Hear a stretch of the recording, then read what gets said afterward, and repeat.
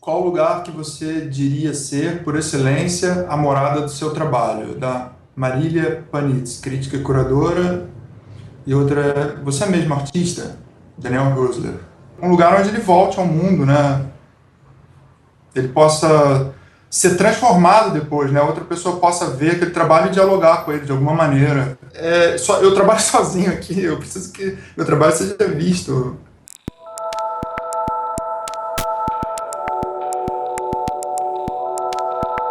Para ele se tornar um meio para um diálogo com o outro.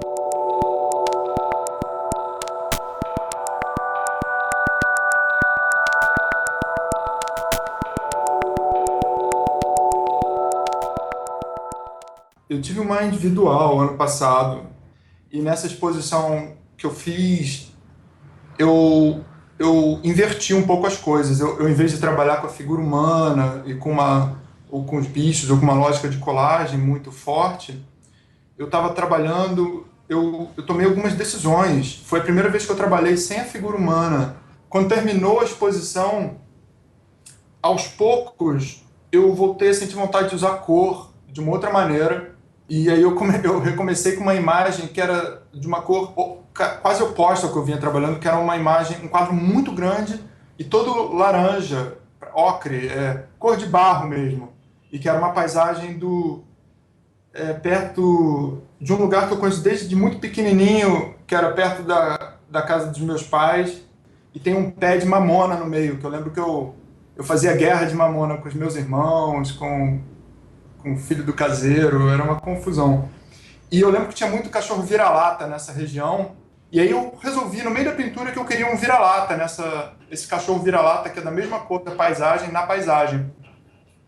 E aí quando eu inseri esse cachorro, ele bateu num lugar errado do que eu estava planejando, e ele encaixou com o pé de mamona, com as raízes do pé de mamona. E então eu falei, caramba, eu tinha me proibido durante quase um ano de usar colagem.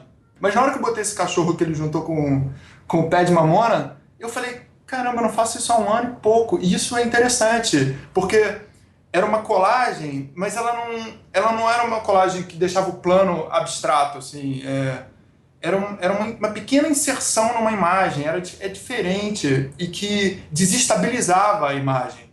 Você começa a ver que você anda numa espécie de ramificações e de círculos, e que você volta em questões, mas você volta naquela questão afetado por outras coisas que você percebeu ao longo do tempo. Você nunca vai voltar a fazer a mesma coisa, ainda bem.